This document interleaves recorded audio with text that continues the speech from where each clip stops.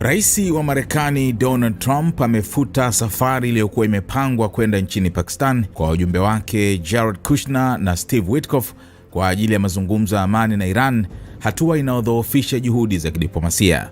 Kwa mujibu wa Fox News, Trump alichukua uamuzi huo muda mfupi kabla ya wajumbe hao kuondoka, akieleza kutoridhishwa na maendeleo ya mazungumzo aliyodai hayakuwa na tija.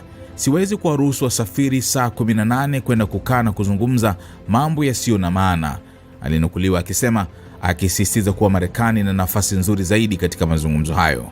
Kupitia ujumbe wake kwenye Truth Social, Trump aliongeza kuwa Iran inaweza kuwasiliana na Marekani wakati wowote ikiwa inataka kuendelea na mazungumzo, huku akidai pia kuna migawanyiko ndani ya uongozi wa Iran. Uamuzi huo unakuja wakati juhudi za kumaliza mgogoro huo zikiwa zimekwama.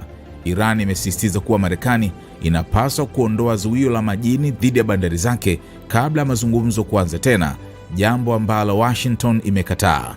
Wakati huo huo, waziri wa mambo ya nje wa Iran Abbas Araghchi, aliyekuwa nchini Pakistan kwa mazungumzo, alionyesha mashaka kuhusu nia ya Marekani baada ya kumaliza ziara yake. Kupitia mtandao wa X, Araghchi alisema Iran imewasilisha mfumo unaoweza kutekelezeka wa kumaliza vita kabisa, lakini bado haijajiridhisha kama Marekani iko tayari kweli kwa diplomasia.